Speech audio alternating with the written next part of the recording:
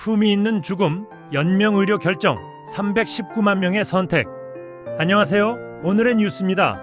63세 아들이 85세 어머니 앞에서 눈물을 흘렸습니다. 엄마, 죄송해요라는 말과 함께요. 어머니의 마지막 소원은 무엇이었을까요?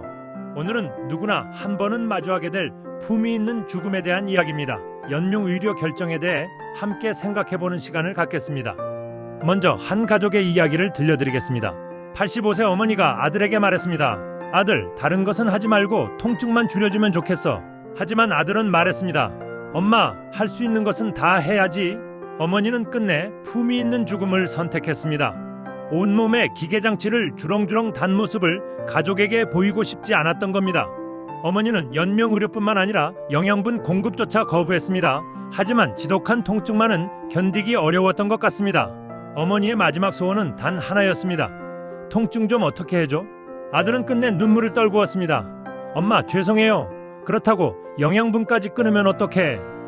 이 가족이 마주한 상황은 연명의료 결정법과 관련이 있습니다. 연명의료 결정법에 따라 임종이 임박한 말기 환자는 심폐소생술, 혈액투석, 항암제 투여, 인공호흡기 착용 등 치료 효과 없이 임종 과정만 늘리는 연명의료를 법적으로 중단할 수 있습니다. 단 본인 또는 가족의 동의가 있어야 합니다. 연명의료를 중단해도 통증 완화를 위한 의료 행위와 영양분, 물, 산소의 단순 공급은 중단할 수 없습니다. 이 제도는 환자의 자기 결정권과 존엄을 보장하기 위해 2018년에 시작됐습니다. 국립연명의료관리기관의 최신 자료를 보겠습니다. 연명의료를 받지 않겠다고 미리 서약한 사전연명의료의향서 등록자가 319만 명을 넘어섰습니다. 12월 16일 현재 기준입니다. 실제로 연명의료 중단을 실행한 사람은 47만 4,200여 명입니다. 이 제도가 안착했다는 평가를 받고 있습니다. 예전에는 꺼내기 힘들었던 죽음에 대해 공개적으로 논의하는 시발점이 됐고 품위 있는 죽음에 대해 생각하는 계기가 됐다는 분석입니다.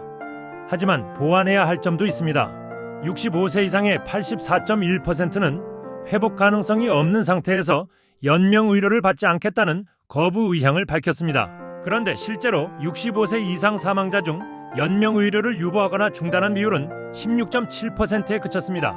2023년 기준입니다. 이는 적지 않은 말기 환자가 본인 의사와 관계없이 임종 직전까지 연명의료 시술을 경험하고 있다는 것을 의미합니다. 환자 본인의 의사와는 달리 자녀 등 가족들의 권유 등 다양한 요인이 작용했을 가능성이 있습니다. 더 흥미로운 통계가 있습니다. 오히려 연명의료를 선택한 환자 수는 2013년부터 2023년까지 연평균 6.4%씩 빠르게 늘고 있습니다. 한국은행과 건강보험공단 공동연구팀은 인구 고령화 외에도 연명의료를 결정하는 전 과정에서 환자의 자기 결정권을 제약하는 제도적, 구조적 요인이 복합적으로 작용한 결과로 보고 있습니다. 환자 의사와 달리 연명의료를 시행할 경우 환자의 신체적 고통과 경제적 부담도 늘어납니다. 그렇다면 어떻게 개선해야 할까요? 한국은행과 건강보험공단 공동연구팀은 5가지를 제시했습니다. 첫째, 대국민 홍보 강화와 제도 참여 경로의 확대. 둘째, 사전연명의료의향서를 통한 환자의 자기결정권 강화. 셋째, 제도의 사각지대 및 이행 시점 문제 해소. 넷째, 연명의료 중단 이후에 돌봄의 연속성 확보입니다. 연구팀은 강조했습니다. 연명의료 자체를 줄이는 것이 목적이 될 수는 없다고요. 환자가 삶의 마무리 방식을 미리 충분히 숙고할 수 있도록 돕고 자기 결정이 끝까지 존중되도록 제도적으로 보장하는 것이 중요하다고 말입니다. 다시 처음 이야기로 돌아가 보겠습니다. 85세 어머니는 의식이 있을 때 아들에게 자신의 의사를 확실히 밝혔습니다. 자신의 결정과 품위 있는 죽음을 존중해달라고요. 온갖 기계장치를 주렁주렁 달고 조금 더 연명해도 의미가 없다는 것이 어머니의 생각이었습니다. 가족의 부담도 덜어주려는 마음도 있었을 겁니다. 이제 이것은 우리 모두의 문제입니다. 지금 중년 세대는 멀지 않은 시기에 자신이 연명의료 중단의 당사자가 될 수 있습니다. 나는 삶의 마무리를 확실하게 밝힐 수 있을까요? 의식이 있을 때 가족과 공감대를 나누고 상의를 해야 합니다. 병이 악화되어 의식을 잃으면 본인의 의사와 다른 방향으로 갈 수도 있습니다.